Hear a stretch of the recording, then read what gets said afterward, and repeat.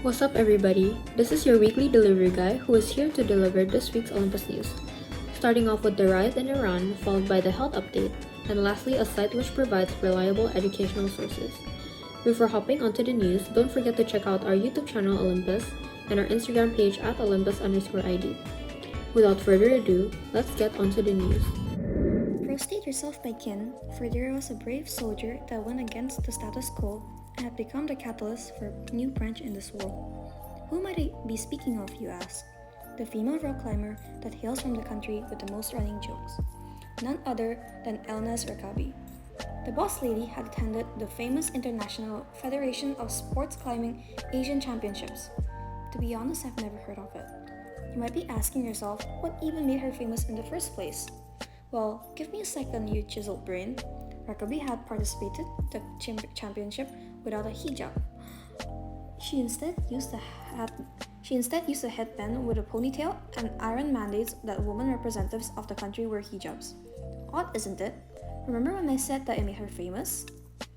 The people of Iran had started to riot, and the world watches as the play proceeds to the next part. Her descent back to her country had arrived in a situation of a nationwide protest that sought greater freedom for a woman after the death of a 22-year-old woman that had allegedly wore the hijab improperly. The Amnesty International said that she would not be forced to return to Iran, for she is at the risk of... Yeah, if I were to read this, the video would have been demonetized, so we'll move on from that. The Iranian embassy at Seoul had stated that Rakabi left with her team and strongly denied all the allegations that had sprouted from the slight mishap. Or maybe it wasn't a mishap after all. Florida was devastated by Hurricane Ian last month, and with it, a deadly virus came by, with officials recording 29 illnesses and 4 deaths due to the bacteria, with only 2 cases diagnosed before the hurricane. The bacteria, named Vibrio vulnificus, can be spread to eating raw or undercooked oysters and seafood, or to wounds and cuts. Vibrio vulnificus can cause life-threatening wound infections which can lead to intensive care or even amputation of the affected limb, with 1 in 5 people dying, some within a day or 2. In Florida, there has been a total of 65 infected, 11 dying due to it, with officials estimating that nearly half of them being related to the hurricane, with 10 and 7 people dying during 2021 and 2022 respectively. Since September of 2022, 26 cases of Vibrio vulnificus being reported to DOH, all of them being caused by the hurricane. We, of Olympus, send our regards to the mourning families and hope those infected will get well soon.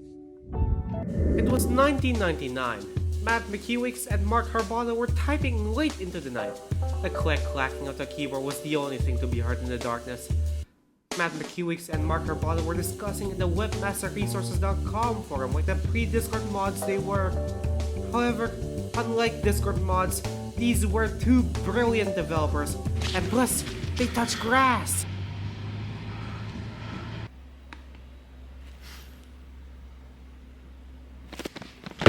Not only that, but they were about to create one of the most innovative sites at the time.